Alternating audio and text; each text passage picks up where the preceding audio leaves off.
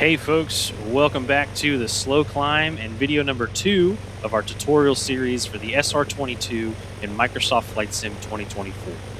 My name's Leo, I'm a real-world pilot, and in video number 1, we went over the pre-flight and startup procedures from a cold and dark state on the ramp. We got the engines running, ready to go. So now, let's get into the taxi, run-up, takeoff, and climb away from the airport, following the procedures and checklists and all that jazz. As per usual, I am not a CFI, nor should anything that I go over in these videos be used to fly an aircraft in the real world. This is all just for fun. All right, let's do it.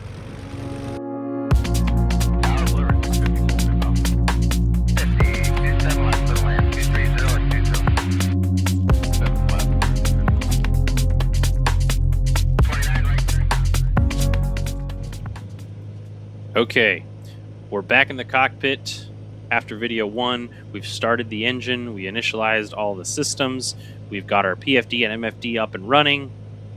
We're sitting on the ramp, ready to taxi over to the runway. So before we do that, one of the first things we got to do is listen to the weather, figure out where the wind's coming from, and pick a runway to actually taxi to. Because especially at an uncontrolled airport like this, where there's no tower that's deciding which runway is in use. All the runways are in use, really, unless one is closed by NOTAMs or something like that. And it's really up to you as the pilot to determine which runway you want to use best to take off, so that you can take off into the wind as much as possible. So we need the wind direction. We're going to get that from the weather. Now, ATIS is usually what gives us the weather at towered airfields. At an uncontrolled airport like this, it's going to be an ASOS frequency. Same concept, though. So you can pull up that ATIS or ASOS or AWOS frequency a bunch of different ways. A lot of you guys use Navigraph, or if you use ForeFlight, any of those apps that have airport charts, obviously the frequencies are on the charts, so you can pull it from that. You can also pull up the charts in the plane itself by going to charts right here on the MFD. And it knows where you are, so it'll automatically pick Plymouth, because that's where we're sitting on the ground, but you can change that to a different airport up here if you wanted to, right? And then here's the chart for the airport. That's the information chart, departure charts, star charts, approach charts, so forth and so on. But back to the information charts, we can go to chart options, rotate it counterclockwise so that we can see it, and we can zoom in a little bit here. You can use the range knob, by the way, click and hold and drag this chart up and down and so forth if it doesn't fit on the screen like so. And there on the top, we've got the different frequencies. There's the ASOS frequency. Here's the Plymouth CTAF frequency on the chart, which is what's plugged into COM1 right now, 122.725.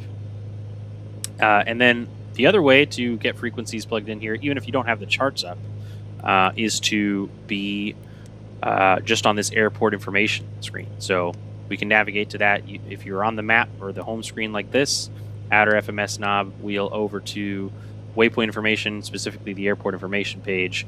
And again, we've got Plymouth here, and we can bring up our cursor, go on down to the frequencies. Now, the real plane has more frequencies than this, including the CTAF and all of that. It's just a Microsoft Flight Sim limitation. I guess they don't have some of the frequencies for some of these smaller uncontrolled airports in the database for the game.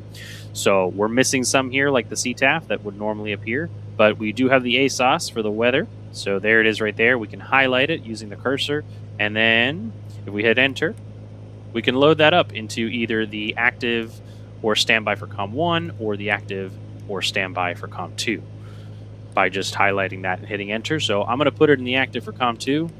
There we go. So that's loaded in automatically for us over here on COM2 now, so we don't have to manually punch that in. And then we can listen to the weather by just hitting COM2 down here to monitor that frequency as well. I'll give that a second to start playing and listen to that. Papa Yankee, Mike, automated weather observation. 2300 Zulu. Wind 284 Visibility 9er. Sky condition: few clouds at 9,700, few clouds at 13,700. Temperature 15 C. Dew point 1 tree C. Altimeter 299er2. Kilo Papa Yankee, Mike, automated weather observation. All right, great. So, and you can hit COM2 again down there to stop monitoring that. Again, in the real world, that would just shut off right away. But in the game, because it's already started the prompt for the audio, it's not going to stop until it's done talking again. But so there's the altimeter. She just said it again. So 29902 is the altimeter. Plug that in. Make sure that the altitude that shows up on here makes sense with the elevation above sea level for the airport you're standing on, and that looks good. And then the wind direction was coming from 280 or so, right? So runway 24, which is one of our runway options here, is the one that makes most sense because that's as into the wind as we can get compared to the other options. So we're going to taxi to 24.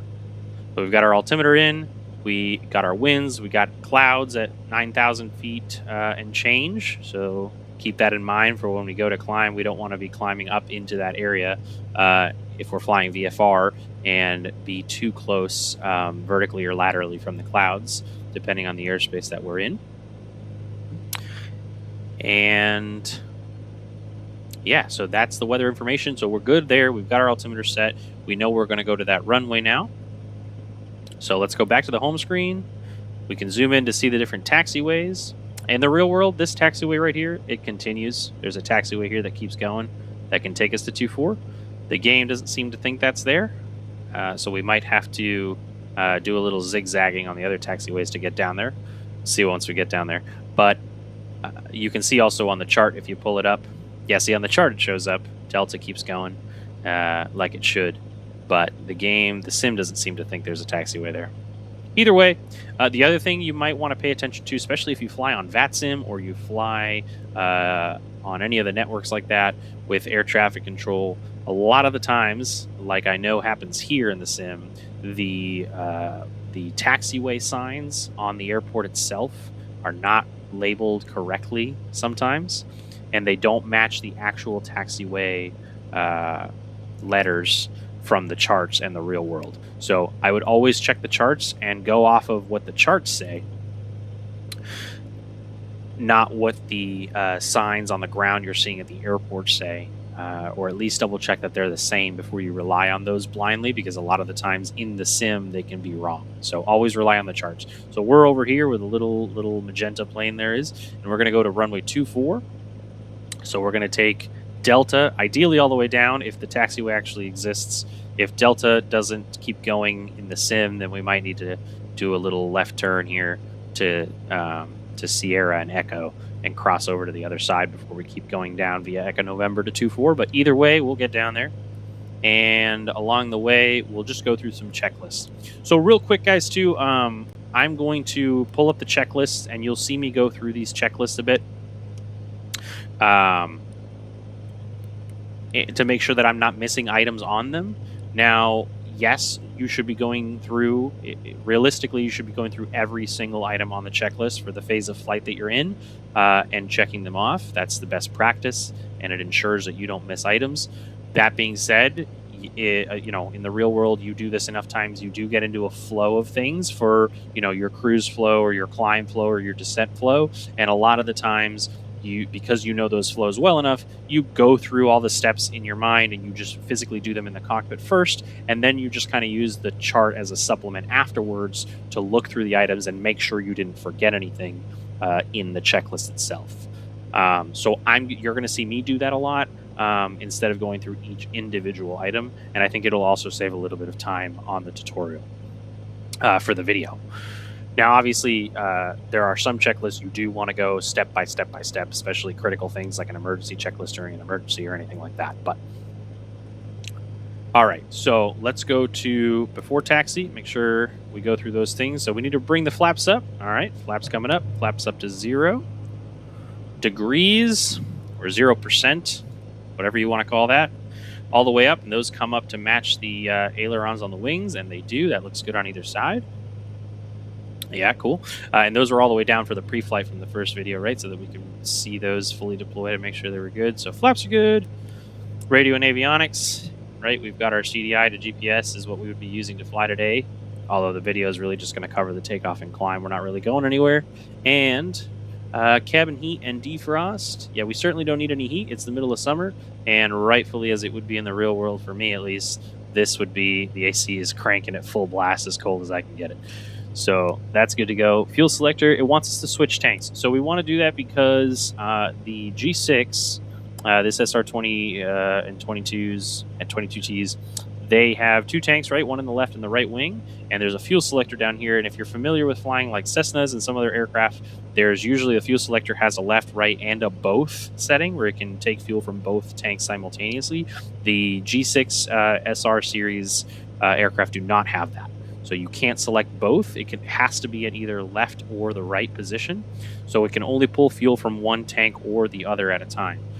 So you have to manually switch between the left and the right as you fly the aircraft every so often, every 5 minutes or so, every 10 minutes or so, depending on your fuel burn, to make sure that you maintain the amount of fuel on each wing relatively balanced and you don't develop a weight imbalance due to way more fuel in one tank versus the other while you're flying. The new G7s now have an auto mode that switches it for you, which is cool, but this G6 does not, so you have to manually switch it yourself. So we switch over to the right tank here on the ground once we've got the engine started as part of the checklist, just to make sure that when we switch to the other tank, the engine doesn't shut off or start running rough or anything like that, because we want to make sure we can successfully pull fuel and keep the engine running smoothly from both tanks before we get up in the air and suddenly realize there's an issue with the right tank feeding to the engine correctly or something like that. All right, good to go. So we're going to taxi on over to the runway now. We'll test our brakes once we get going. And then as we're taxiing, we'll pay attention to the HSI and the turn coordinator and all that, and make sure that that's spinning and indicating correctly as the nose of our plane turns left and right while we taxi, to make sure those instruments are working correctly. But we don't need the checklist pulled up while we do that. So we'll go back to the map. And there's the airport diagram so we can see our movement on the ground.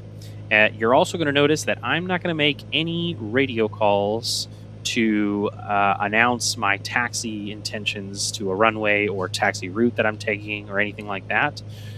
It's not to say that that doesn't happen on a CTAF at an uncontrolled airport. A lot of uncontrolled aircraft do make those announcements for where they're going to taxi. But for this specific airport, and I know this only because I fly here so often, it's preferred that aircraft really don't make taxi announcements over the Unicom. There's 2 flight schools here, and it's just a super busy airport all the time, and there's already so much radio traffic with aircraft doing touch and goes in the pattern and taking off and landing constantly that the radio is already busy enough. And really, if you're going to taxi to a runway at an uncontrolled airport, unless the taxi route you're taking is going to conflict with another aircraft also taxiing along that way or something like that, and you need to deconflict over the radio, there's really no need necessarily for other aircraft to know which runway you've decided to taxi to on your own. You can kind of just do that and pay attention to other aircraft moving around the airport and deconflict yourself without really needing that radio announcement. But that's just what the preferred thing for this specific airport is. There's a lot of uncontrolled airports where it is common practice to make those announcements, but that's why you won't notice me making those taxiway or those taxi announcements over the CTAF either now or in later videos after I land and stuff and I'm taxiing back. You won't hear me do them. But if you're at an airport and you're unsure if you should or not, you can certainly err on the side of caution and make those announcements if there's nothing wrong with doing it. But that's why you won't hear me making those announcements. All right, so that's enough chatter. Let's take the parking brake off and give it a little bit of gas. All right, and hit the brakes. And that's good. Brakes seem to work okay. And now we're going to keep on taxiing. It's going to be a left turn out of here. And I think you got to edit some crazy files to get rid of the tug that spawns there in your way every single time. So just going to clip right through that. Nothing to see here. All right. So we're on the taxiway now. And when we're taxiing this aircraft, different instructors will say slightly different things, but your goal to keep yourself on center line really well is to imagine keeping that taxi line, that's that yellow taxiway stripe. Imagine it's coming right through your chest. You want to align yourself so that you're watching that line come straight at you, and either through your, some instructors say through your chest or through like right underneath your right shoulder or so, but somewhere around that, like center or slightly right from center of your chest is kind of where you want to put that line coming, if you can imagine it coming through the cockpit, and that will have you as aligned as possible with the nose wheel right on that line. So we taxi. We don't want to gain too much speed. Pay attention to your ground speed when you're taxiing. Really, taxi should be slow, especially during turns. And then, yeah, you can see here, I can see in front of me the, so this is taxiway Delta. Like I said, in the real world, that taxiway continues. And you can see the satellite imagery kind of knows that, and it can see it. But the pavement for the game itself doesn't keep going because the game doesn't think it's there. So I don't want to taxi on a bunch of bumpy, non-paved terrain. So we'll take a left here instead, and we'll go down Sierra and cross the runway over to the other side before we keep going, so we can stay on pavement. All right, and you can see there, we're paying attention. The attitude, the HSI is rotating correctly when we turn the nose. You can see the magenta turn coordinator right above that, displaying a turn to the left or to the right at a certain rate as the nose went left or right. So those all appear to be working correctly. All right, so when we're going across a runway now, though, we do need to make an announcement, right? That does need to be announced. We don't get on a runway either to take off or land or even to cross it without making an announcement over CTAF, because you never know who's coming in to land or who's taking off that you might have not noticed, or they might not have noticed your intentions. So that you definitely want to communicate. So we'll make a radio announcement here that we're crossing this runway, and we'll turn our landing light on to illuminate the aircraft as much as possible. We'll make ourselves very visible whenever we're on a runway surface. So radio call, here we go. Plymouth traffic, Cirrus November 617 Echo Lima, crossing runway 624 on Sierra, Plymouth. And you saw there on the sign, it said this was Bravo, and it's not. You can tell by the chart there that this is actually Sierra. So that's what I mean by pay attention to the charts, not the airport signs, because the sim gets it wrong sometimes. All right, and then we got to take a right turn here and cross another runway, so one more radio call. Plymouth traffic, Cirrus November 617 Echo Lima, crossing runway 1533 on Echo, Plymouth.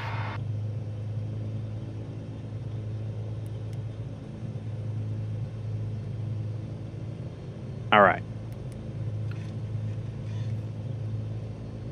All right, so we're clear of those runways now. We can turn that landing light off.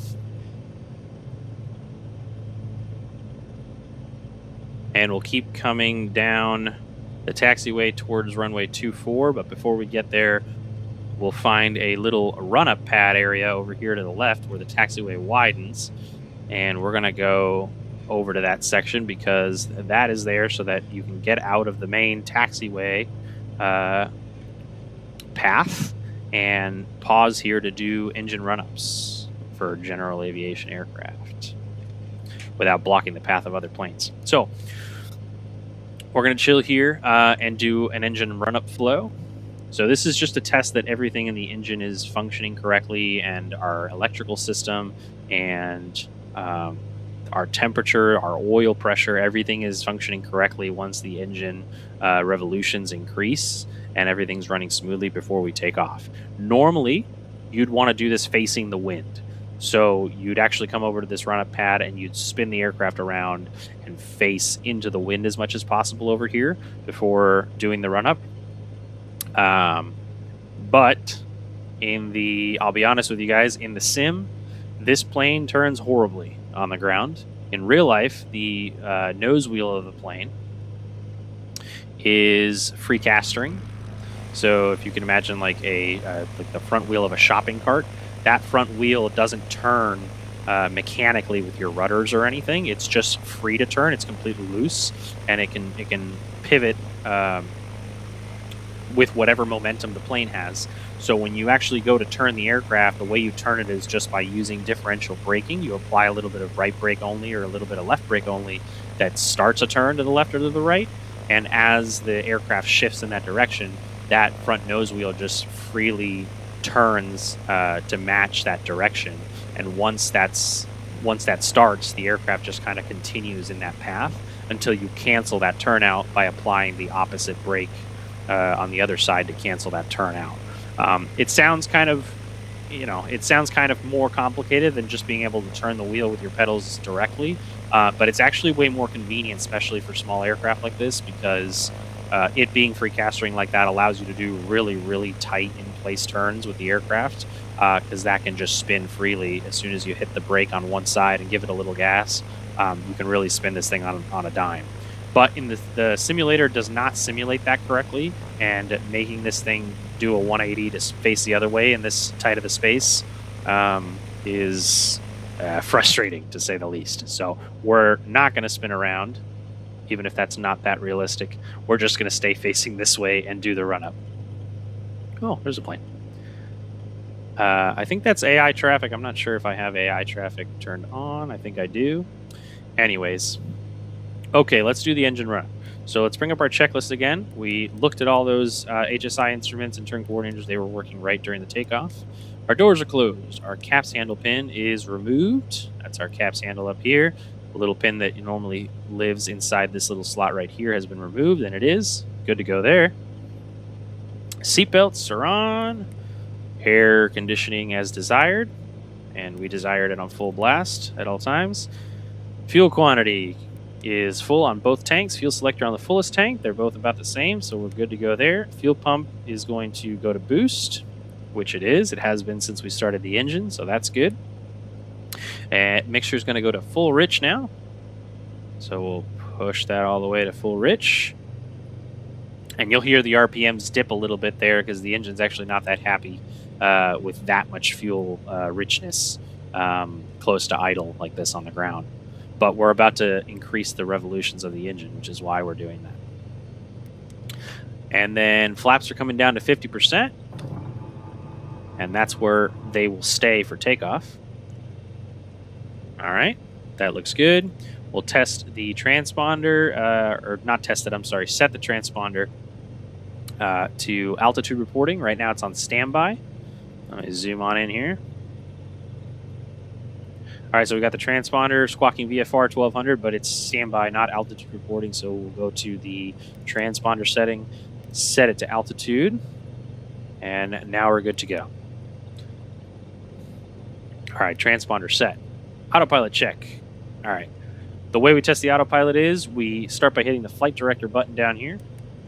That brings roll and pitch mode on the scoreboard, as it should, and then we can hit the autopilot button to engage the autopilot itself, and that pops up autopilot in green on the scoreboard up here, indicating the autopilot is active.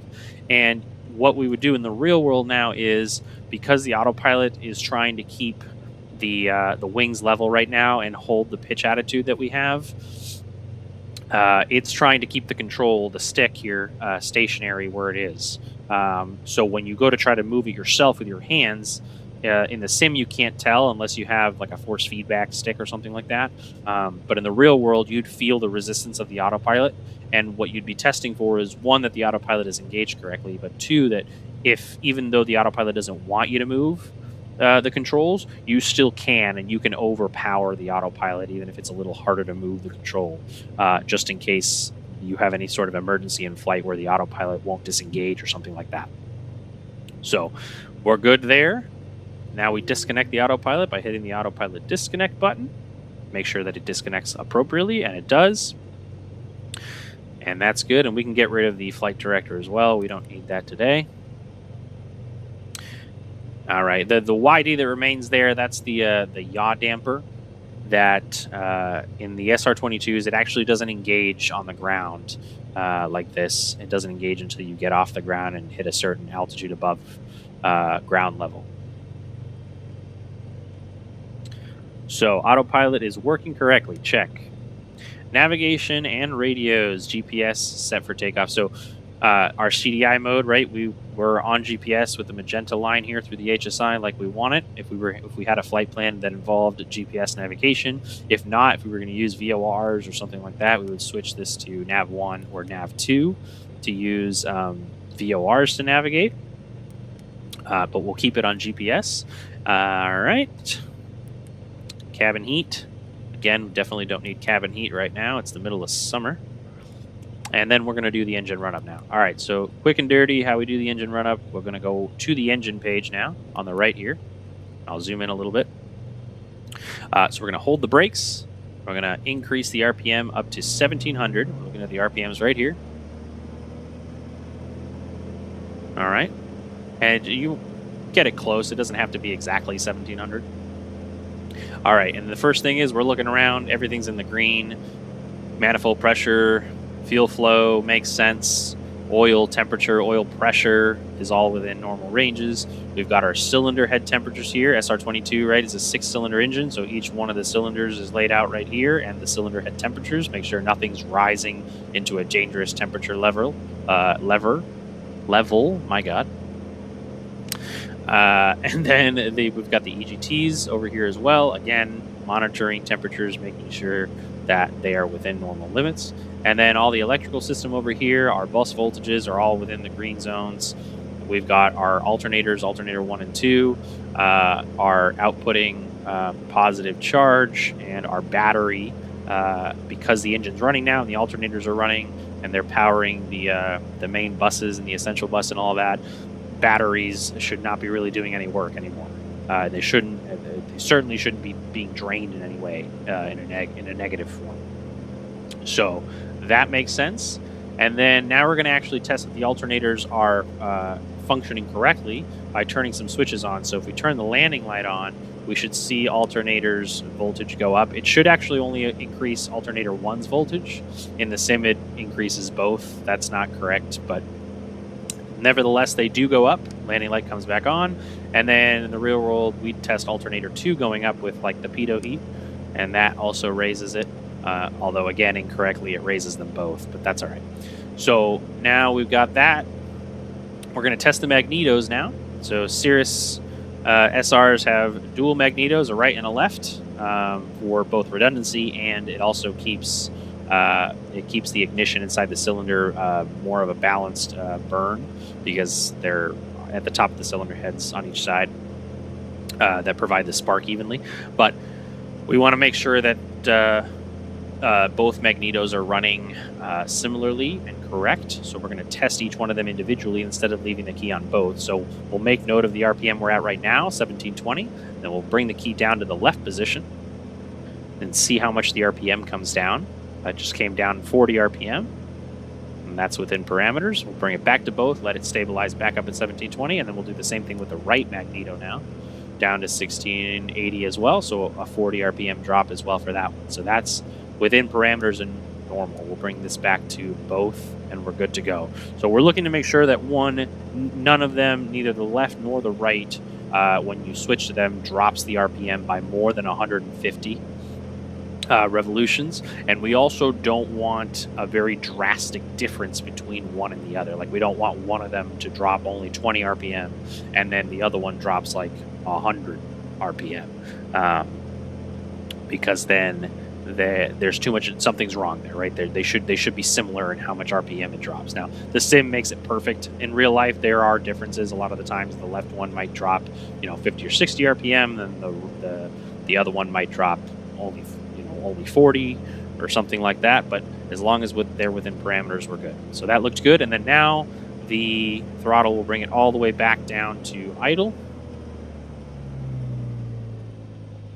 And we will make sure that all the way at idle, the engine does not shut off. All right.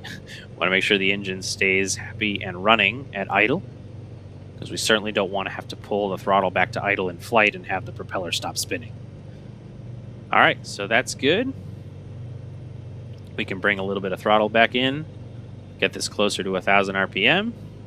And that is the engine run-up complete. We're good to go on that. Back to the checklist. And like I mentioned before, we did the flow because we kind of know it, but now we'll just go through these items individually and make sure that we didn't miss anything.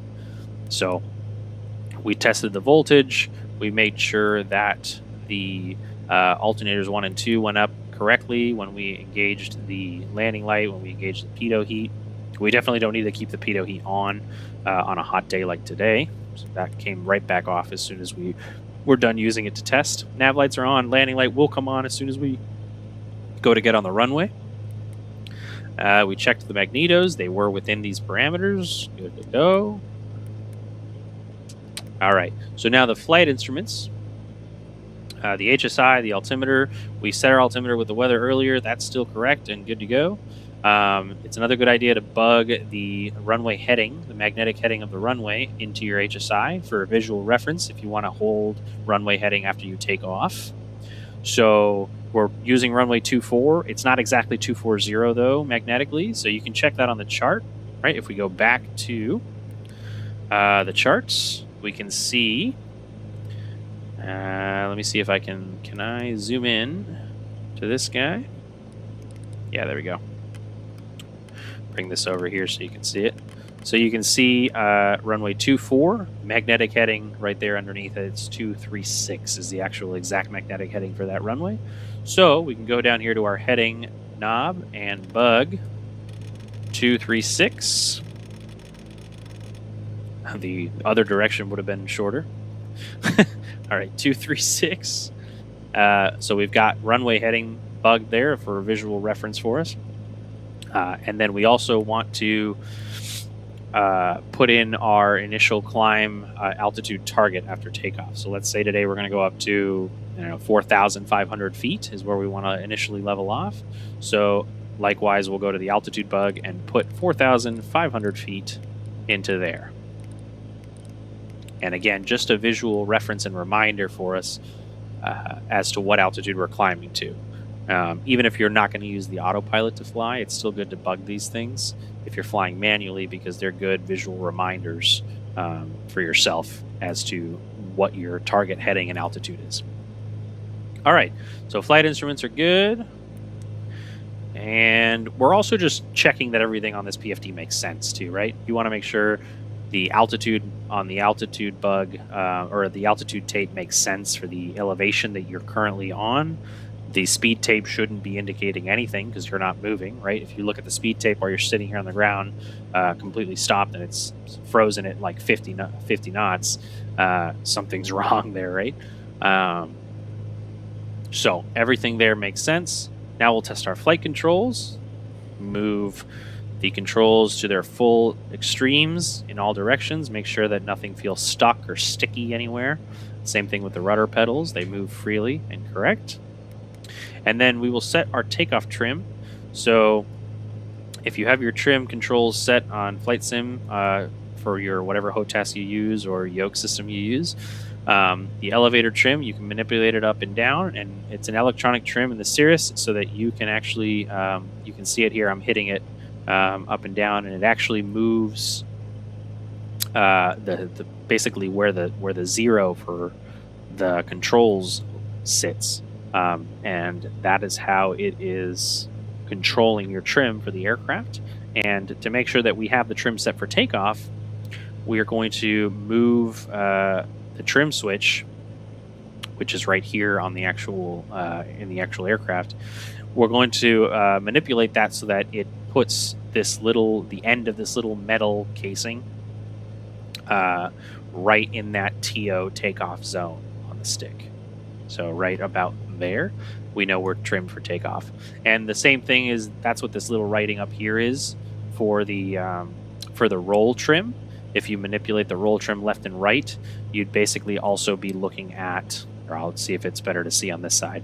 Yeah, so because this kind of makes the metal of the actual control makes a sort of peak here, that peak, wherever it points to up here, left or right, is kind of showing you where you've set your roll trim relative to zero.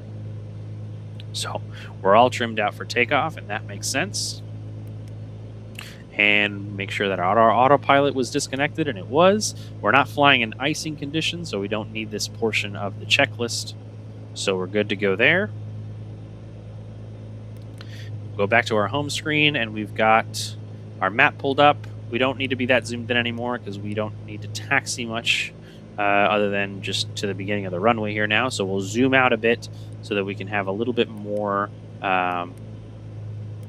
situational awareness of any aircraft on ADS-B showing up that are coming in to land or join the pattern, so that we don't get ready to get on the runway if somebody's coming in, turning base to final or something like that to land. All right. So let's taxi on over to the beginning of the runway.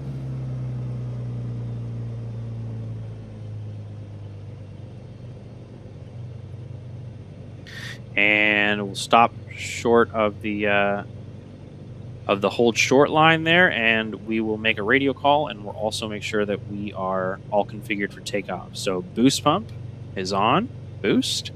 Mixture is full rich, flaps set to 50.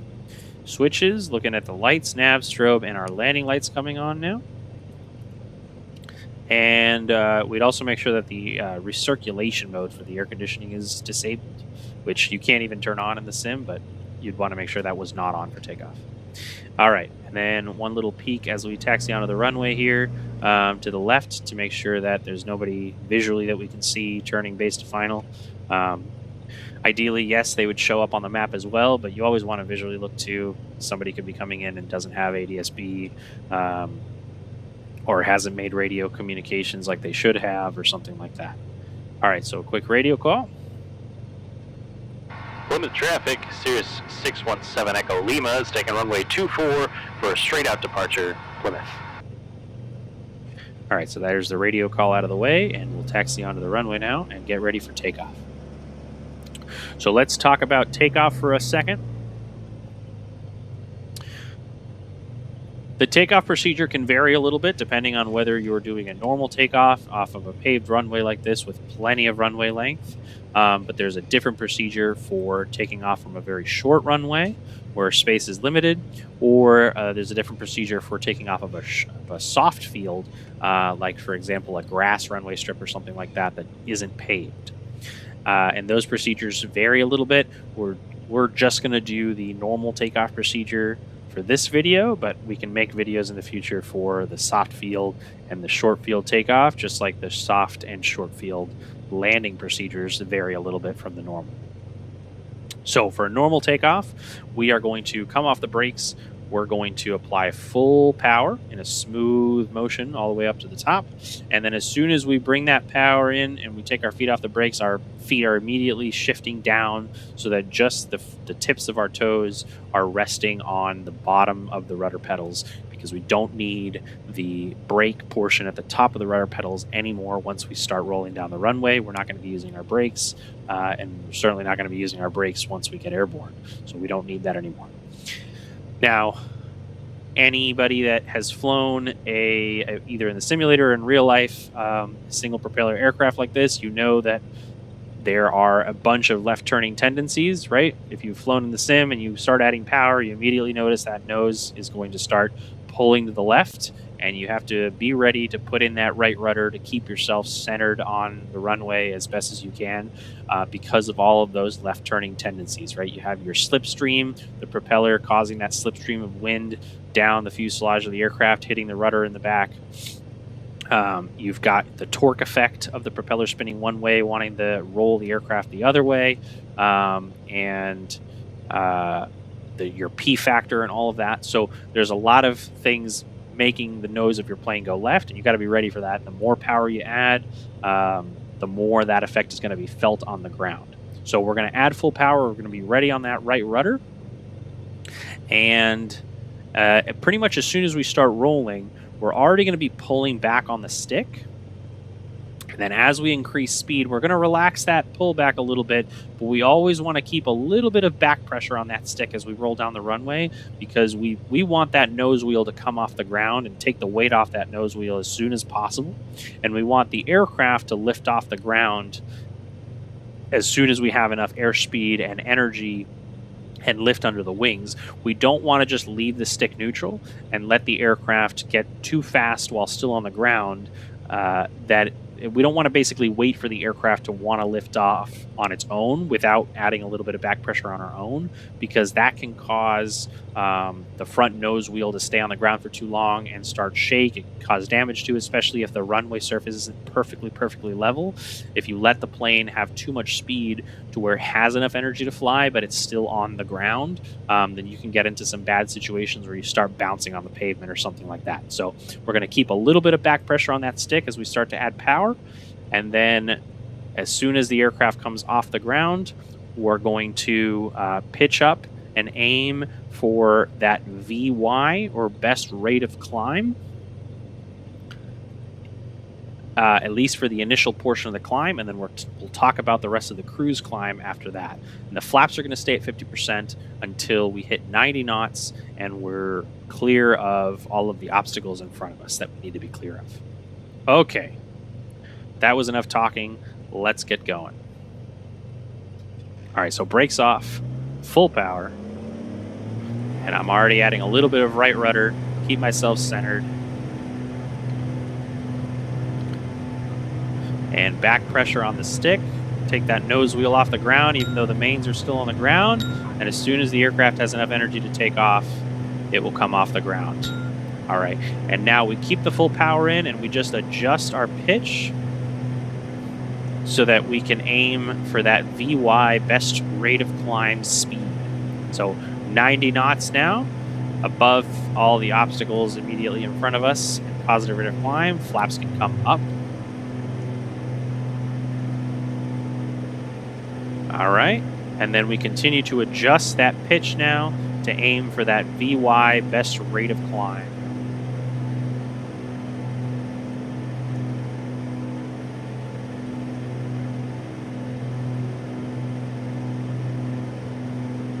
Okay, and even after I've taken off here, as I continue to climb, I still need to hold right rudder here to keep myself coordinated.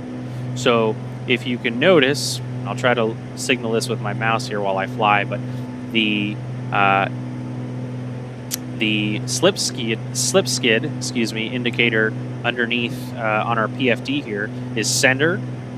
That means that we are coordinated correctly, right? But you'll see if I, for example, if I let go of the rudder pedals entirely and I let them return to zero, you're going to see that that slides a little bit off to the right, which means that we're no longer really coordinated. In other words, the longitudinal axis of the aircraft is not aligned with the actual path the aircraft is flying through the air, which is not what we want, right? So anytime that you see this slip skid not be centered on the triangle above there, you want to imagine, if you want to think of it as stepping on whatever side that's on with the pedals to bring it back to the center. So that's requiring a little bit of right rudder there to bring it back centered and keep us coordinated. All right, so we've gotten past the initial climb away from the runway at VY, clear of obstacles. So what are we gonna do now? Well, you've read the title of the channel. We don't climb fast here. We gotta enter a cruise climb now, nice and easy. So we're gonna bring that nose down and we're going to speed ourselves up a little bit and get into a cruise climb, which for the Cirrus SR22 is about 120 knots or so is what you're going for. And keep in mind, you are still at full power here. You're just controlling the speed you're going at using your pitch. So if you're going too fast, you're going to pitch up. And if you're going too slow, you're going to pitch down. We're going to keep full power in as we climb. We're just going to climb comfortably. All right, so we'll aim for more of something like 120 knots, and we would stay at 120 knots throughout the whole climb up to whatever altitude we were planning on going to, but we're almost at the target 4,500 now. So we'll start bringing the nose down, ready to catch that 4,500 feet that we were aiming for. All right. And that is the climb and takeoff complete. All right, if you made it to the end of the video, I appreciate it. Hopefully you guys got something out of it. Tune in to video 3 coming next, where now that we're at cruise, we'll get into a cruise flow do some maneuvers, show off what this plane can really do in the air, and then get into some basic navigation with the avionics to pick a spot to actually fly to and figure out how to use the systems to actually get there. You guys know how YouTube works. If you like the video, you can click on all that stuff if you want to, but for sure let me know in the comments what you think of the series so far. Too much detail, not enough detail, so I can adjust moving forward. Thanks for watching.